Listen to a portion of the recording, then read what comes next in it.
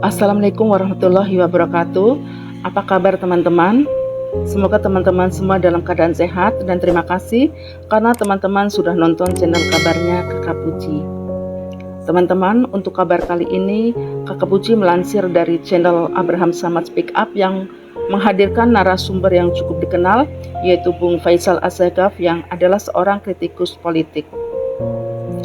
Di awal speak up-nya dikatakan oleh Bung Abraham Samad tentang menariknya drama pilkada yang akhirnya selesai dan kita dipertontonkan dengan hal yang tidak elok secara politik dan tidak elok secara etik. Alasannya karena menurut Bang Abraham Samad, kelihatannya permainan karakter politik saat ini mencoba menjegal dan membendung orang-orang tertentu, orang-orang baik agar tidak bisa masuk dalam kontestasi pilkada. Lalu Bung Faisal pun menjelaskan dengan apa yang dimaksud oleh Bung Abraham Samad yang katanya ada skenario manusia dan ada skenario Allah.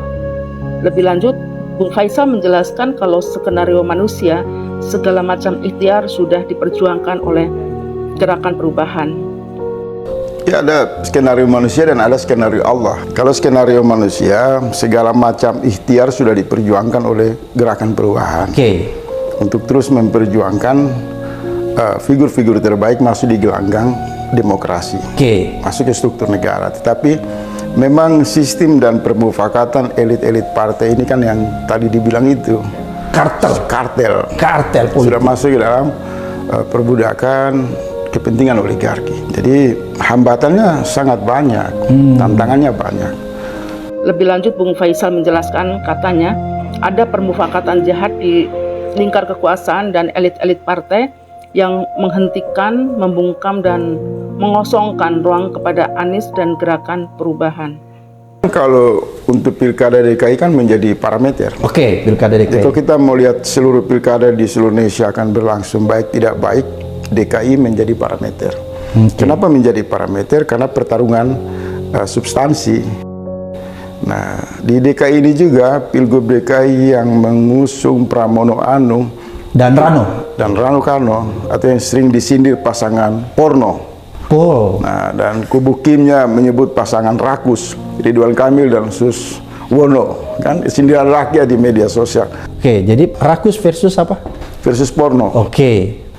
Nah, ini menunjukkan bahwa ada permufakatan jahat antara mereka di lingkar kekuasaan dan elit-elit partai menghentikan, membungkam, mengosongkan ruang kepada Anies dan gerakan perubahan.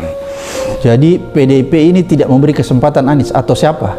Kalau PDIP ini begini. Atau Jokowi? PDIP adalah Jokowi adalah PDIP, dia kan masih kader partai. Kalau misalnya keputusan PDIP tidak mengusung Anies, kita hormati. Karena itu satu keputusan yang memang hak mereka. Tetapi kualitas keputusan itu boleh dong publik mengamati, kan? Kalau kita bicara kualitas keputusan yang dihasilkan oleh Ibu Megawati dan Jokowi, maka yang tampak di sana adalah pertunjukan permufakatan jahat antara raja nipu dan ratu bohong. Nah, kan gitu kan? Kenapa? Karena sebelum keputusan soal calon pilkada DKI oleh PDIP, kan ada beberapa kali Ibu Megawati pidato. Seperti suaranya marah, seperti kenal pot tua, kan, wajahnya geram dan lain-lain. Ada prakondisi ya? Ada prakondisi. Dan publik digiring seolah-olah antara Mulyono atau Jokowi ini dengan Ibu Megawati berpisah.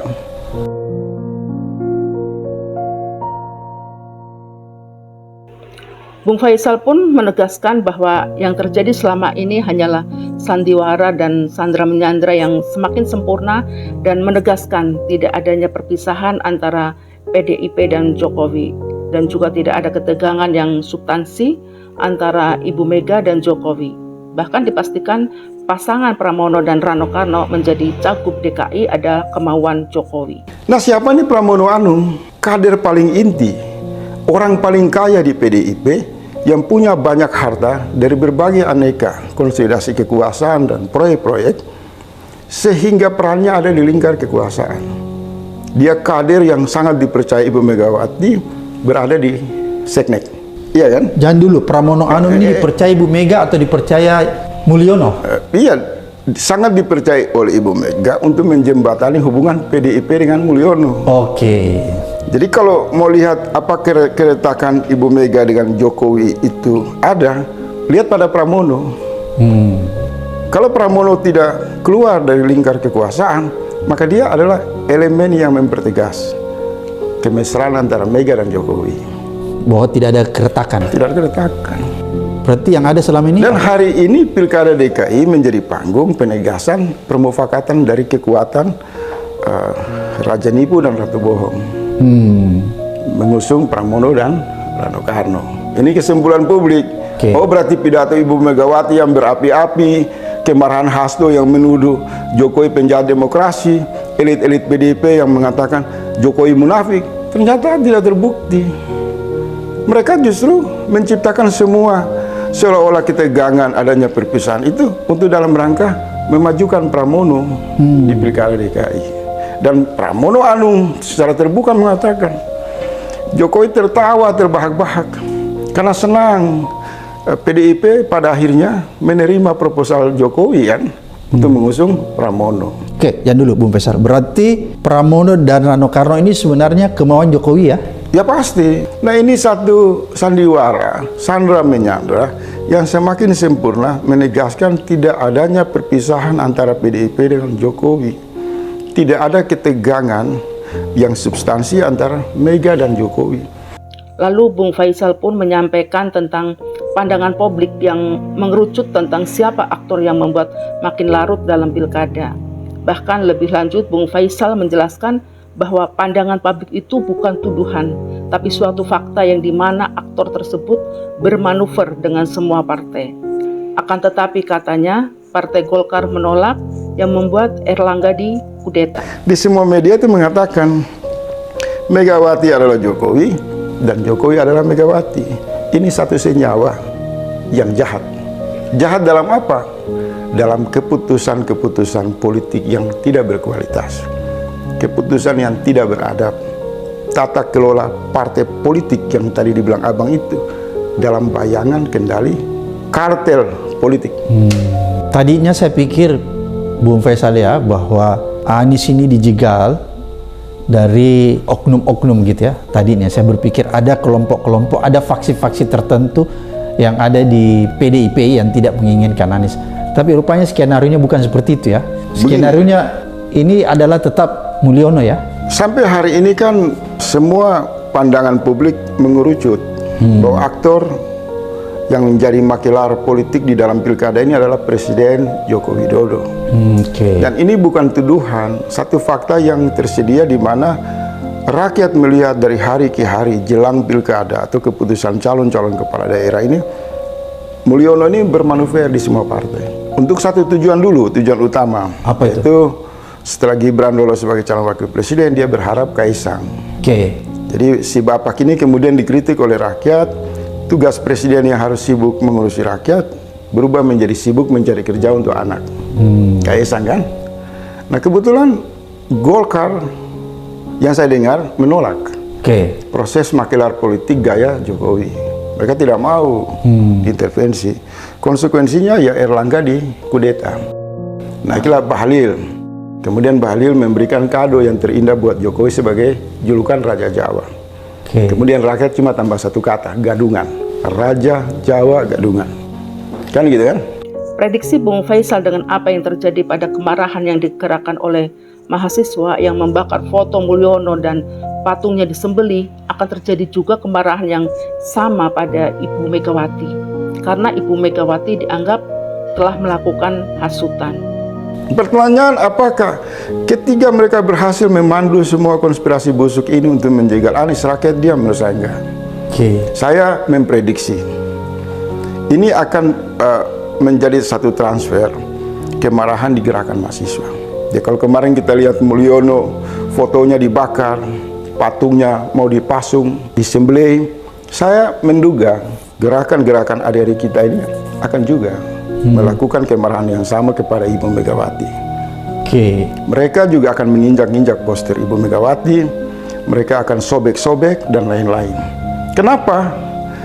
Karena Megawati terbukti hanya melakukan hasutan Seolah-olah dia menentang Jokowi yang dia tuduh bermasalah, tapi fakta hari ini dia justru masih setia kepada petugas partai, bahkan tunduk menjadi hamba sahaya, bahkan menjadi koncoisme. Jadi ini ditangkap oleh ribuan mahasiswa. Akan ada nanti satu kemarahan yang tidak dialamatkan hanya untuk Jokowi, tapi juga akan mengarah kepada Ibu Megawati. Kenapa? Karena akan terungkap, oh ternyata Ratu Bohong ini bukan sekali saja melakukan penipuan di ruang publik, tapi sudah berkali-kali. Setelah dia turun dari kekuasaan, dia menghasut rakyat untuk berbenturan dengan aparat di era kepemimpinan SBY. Dan ketika SBY turun, dia mengusung petugas partai yang namanya Mulyono, melakukan berbagai aneka korupsi yang belum pernah terjadi dalam satu kekuasaan di negara ini. Tambang-tambang dirampok, korupsi di lingkaran kekuasaan. Bahkan keluarga inti Jokowi dan keluarga inti Ibu Megawati hari-hari ini sangat menonjol dalam berbagai dugaan skandal. Jadi sudah tepat ini. Dari sisi pandangan orang-orang beriman, ikhtiar perjuangan umat atau rakyat mencegah ini memang gagal. Tapi kemudian kan Allah membuka puncak dari kerusakan bernegara ini. Aktornya adalah Raja Nipu dan Ratu Bohong. Dan tolong sampaikan itu keluar. Itu kesimpulan saya, Pak Faisal Asegaf. Penjelasan Bung Faisal memang sangat menarik untuk terus kita dengarkan, karena ternyata semua adalah konspirasi besar yang berusaha menjegal seseorang yang bernama Anies Baswedan, dan akibatnya akan timbul gelombang besar dan muncul seorang aktor baru. Dengan dilihat dari parameter Jakarta yang mencerminkan sisi kegagalan yang bisa menyeluruh, Bung Faisal meyakini ada satu penolakan yang lebih keras yang akan terjadi. Karena setelah capek-capek rakyat berdemo, ternyata yang dikawal justru penjahatnya yang lolos. Dan kesimpulan dari Bung Faisal, arus kemarahan mahasiswa dan rakyat yang turun ke jalan akan datang ke TPS dengan satu isu yang sama. Coblos semua calon, yang menurutnya lebih berbahaya dari Pilpres kemarin karena terjadi akumulasi kemarahan. Oke, menarik analisis dari Faisal ini. Ternyata ini konspirasi besar ya. Iya. Konspirasi yang berwujud Carter ya, yang ingin menjegal seseorang yang bernama Anies Baswedan seperti itu.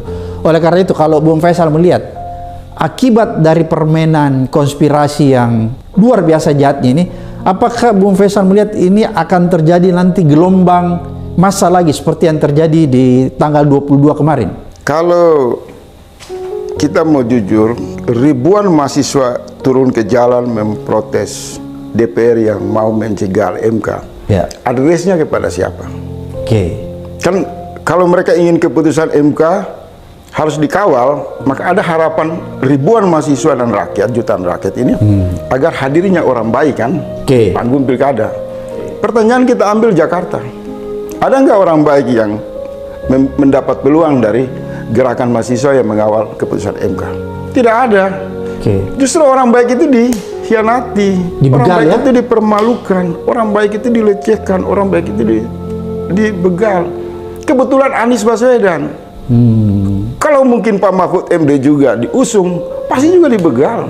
Kalau mungkin Najwa Shihab diusung, pasti juga dibegal. Kalau mungkin juga Pak Abraham Samad dan lain-lain diusung sebagai calon gubernur juga, pasti mereka jegal. Maka pertanyaannya, buat apa demo-demo mengawal keputusan MK kalau pada ujungnya tidak ada satupun orang baik calon kepala daerah muncul di pilkada daerah-daerah strategi, baik di Jakarta, Jawa Barat maupun Jawa Timur dan lain-lain. Ya kan? Berarti apa? Sudah pasti akan memicu gelombang yang lebih besar. Maka pada gelombang yang lebih besar, protes massa ini, dugaan saya, analisa saya, tidak saja akan dialamatkan kepada Jokowi, tapi ada aktor baru yang juga tampil lebih menyakitkan rakyat, yaitu Ratu Bohong. Kenapa saya mengatakan Ratu Bohong? Ini memang orang dengan bakat, super penipu dalam ruang politik. Malam ngomong A, siang bicara B. Pidatonya berapi-api, menghasut rakyat bahwa Jokowi adalah penjahat demokrasi. Faktanya apa? Sumber kejahatan itu Ibu Megawati sendiri. apa yang didesak oleh rakyat tidak dilakukan oleh Ibu Megawati. Kalau Anda benar ada perpisahan baik buruk dalam keputusan politik untuk menjauh dari Jokowi, maka tarik menteri Anda. Misal Pramono Anung, justru menterinya tidak ditarik, tapi kemudian Pramono Anung menjadi penguat persekutuan politik antara Ibu Megawati dan Jokowi. Dia menjadi perekat, menjadi legitimasi, menjadi pembenaran. Oh, ternyata selama ini rakyat ditipu oleh sandiwara Ibu Megawati. Ya kan? Fakta menunjukkan hadirnya Pramono Anung yang direstui oleh Jokowi dan diusung oleh Ibu Megawati adalah pertemuan senyawa jahat. Jadi di mana perpisahan itu? Nggak ada. Apalagi kalau kita lihat Pramono Anung nggak mundur ya sebagai menteri, padahal dia maju ke kontestasi pilkada. Media-media ini menggunakan fasilitas investigasi secara lebih dalam, lebih jauh, dan ini mulai dibukakan oleh Tempo. Maka peran Pramono Anung ini jangan dianggap sembarangan. Adres yang menegaskan ada penyanderaan negara atas hegemoni kartel politik, oligarki, konsolidasi seluruh partai-partai yang didasari oleh teror hukum semakin mengerucut kepada Pramono Anung. Karena dia ada di inti kekuasaan, orang yang paling dekat dengan Presiden Jokowi, yang selama ini bersembunyi di lorong gelap kekuasaan, tiba-tiba dengan terpaksa dikeluarkan. Entah ini konspirasi, satu pengaturan kesepakatan, atau memang tangan Allah bekerja untuk membuka tabir dari kegelapan kekuasaan. Oh, ternyata aktor yang bersembunyi ini yang membuka diri bahwa saya berkuasa dari zaman ke zaman dengan bangganya, ternyata ini memberi sesuatu yang banyak tersirat di belakang tentang berbagai aneka kasus yang menjerat lawan-lawan politik, tentang perizinan-perizinan tambang, tentang diskriminasi terhadap umat, dalam petik umat Islam. Aktornya semakin dilihat dan itu mulai terungkap dari ucapan-ucapannya. Berarti tokoh yang diduga sebagai penghasut untuk membubarkan ormas-ormas Islam, Pramono Anung. Tokoh yang membuat Jokowi bertindak kesewenang-wenangan menyandra semua partai, Pramono Anung. Nah, dugaan-dugaan ini kalau diinvestigasi akan terbongkar semua. Oke, berarti kalau begitu Bung Faisal, kita tidak bisa berharap dari pilkada yang akan dilangsungkan serentak ini akan menghasilkan pemimpin-pemimpin yang bersih ya, tapi justru pemimpin-pemimpin yang sama sekali tidak bisa diharapkan. Ya, dengan parameter Jakarta sebagai ukuran, sebagai parameter, kita udah lihat ini kan bangkrut, konsolidasi demokrasi, ruang di mana orang-orang baik dipersembahkan untuk hadir dalam proses rekrutmen calon kepala daerah, ternyata pintu itu ditutup rapat. Maka memberi gambaran yang sangat gelap ke berbagai daerah bahwa pilkada tidak ada harapan sebagai basis konsolidasi demokrasi yang beradab dan baik. Jadi parameternya Jakarta mencerminkan sisi kegagalan yang bisa menyeluruh. Nah, tetapi begini juga Bang, pilkada serentak ini terjadi pada momentum transisi kekuasaan Presiden Jokowi. Dan ada peristiwa konsolidasi massa kampus, jaringan kampus, elemen civil society, dan elemen-elemen rakyat. Ini muncul bersamaan. Maka kemudian rakyat menemukan dua jalur di dalam proses transisi kekuasaan ini. Satu adalah jalur keramaian demokrasi yang disebut pilkada direkayasa. Satu jalur pemberontakan politik secara damai dilakukan oleh mahasiswa dan rakyat. Ini berhadapan-hadapan. Nah, kalau gerakan-gerakan mahasiswa ini kemudian terus bergulir, maka bisa jadi ketidakpercayaan rakyat terhadap pilkada yang dianggap rekayasa ini akan masuk ke gerakan moral.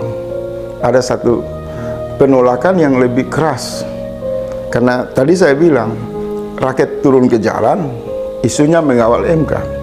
Setelah capek-capek berdemo, ternyata yang dikawal justru penjahatnya yang lolos. Maka rakyat juga bertanya, waduh, kita ini berjuang untuk membuka ruang bagi orang baik dalam hak politik di ruang pilkada.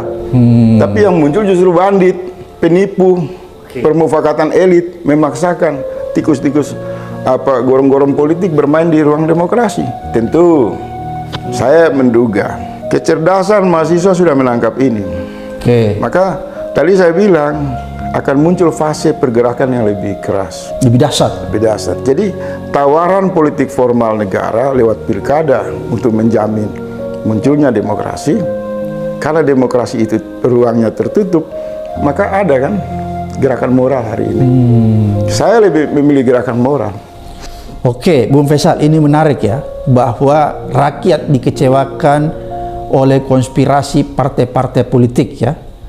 Kalau menurut Bung Faisal, apa yang harus dilakukan rakyat untuk menghukum konspirasi-konspirasi jahat yang dilakukan partai politik di dalam pilkada yang terjadi hari ini? Ya, kalau bicara demokrasi itu kan bicara tentang saluran. Saluran aspirasi rakyat. Saluran formalnya tadi kan kesumbat. Maka yang tersisa saluran jalanan. Dia bilang ekstra demokrasi, ekstra parlemen, ekstra konstitusi. Tadi saya mengatakan baru pernah terjadi dua situasi ini berhadapan. Saling mengoreksi. Orang-orang rakyat, elemen rakyat dan mahasiswa yang turun ke jalan marah karena pilpresnya curang dan sekarang pilkada mau bikin lebih curang lagi. Itu kan begitu. Dia punya asbabun nuzulnya kan. Alam bawah sadar mahasiswa rakyat itu hari ini turun ke jalan karena marah pemilihan presidennya sudah curang, pemilu legislatifnya curang, sekarang pilkada dibikin jauh lebih curang lagi. Ya kan? Marah mereka. Turun ke jalan. Apa yang mereka suarakan? Adili Jokowi, gantung Jokowi, potong kepala Jokowi. Segala protes, bahkan per hari ini mengatakan coblos semua karena elit-elit partai bermufakat mengabaikan aspirasi rakyat. Per hari ini Bang, muncul meme di seluruh media sosial karena pilkada sudah dikuasai oleh tangan-tangan jahat elit, maka rakyat menghimbau datang ke TPS coblos semua. Nah, gerakan-gerakan ini akan menuju kepada pelantikan presiden, sehingga muncul pertanyaan, kalau memang pembuat atau daya rusak itu bersumber dari Jokowi dan Megawati, apa sikap Prabowo? Apakah Prabowo membiarkan ini, melegitimasi ini, menikmati suasana ini, atau mengambil jalan berpisah? Jadi hari ini menurut saya semakin jelas di mata rakyat, pemandu perusak demokrasi itu adalah Jokowi, maka tersisa Prabowo dan rakyat. Kalau Prabowo tidak keluar menyatakan untuk menghentikan semua ini, maka saya bisa berkesimpulan arus kemarahan mahasiswa dan rakyat yang turun ke jalan ini akan datang ke TPS dengan satu isu yang sama, coblos semua calon, karena dianggap itu yang diusung oleh kepentingan elit. Tetapi pada situasi yang lain tidak bisa diduga Bang. Kita kan pernah menyaksikan bagaimana rakyat marah datang ke TPS dan membakar tempat-tempat pemungutan suara. Bagaimana pemilihan tidak bisa terjadi di TPS karena setelah rakyat mau menuju ke sana, ternyata yang dipaksa untuk memilih itu tikus, kucing, kambing kurap. Rakyat tidak melihat calon pemimpin baik yang mereka harapkan di arus kesadaran perubahan. Jadi ini bisa berbahaya. Lebih berbahaya dari Pilpres kemarin ya? Oh bahaya. Karena terjadi akumulasi kemarahan. Iya, kalau sebelum Pilpres kemarin nggak berani mahasiswa teriak gantung Jokowi. Tidak berani mahasiswa teriak ratu penipu. Sekarang udah. Mereka kan hati-hati, yang tadi saya bilang, rakyat itu masih berharap Ibu Mega itu jadi baik di sisa usia yang lebih tua. Dapat hidayah. Ternyata bukan dapat hidayah, makin kesurupan. Jin politik yang tidak bisa memberikan keteladanan dan kebaikan bagi publik. Kembali lagi melakukan kebohongan. Harapan rakyat ini pupus. Selesai sudah kabar dari Kakak Puji untuk hari ini. Saksikan terus kabar yang terlengkap, mendalam dan akurat dari narasumber yang terpercaya. Dan jangan lupa untuk subscribe, like, komen, dan share sebanyak-banyaknya channel YouTube Kabarnya Kakak Puji. Terima kasih.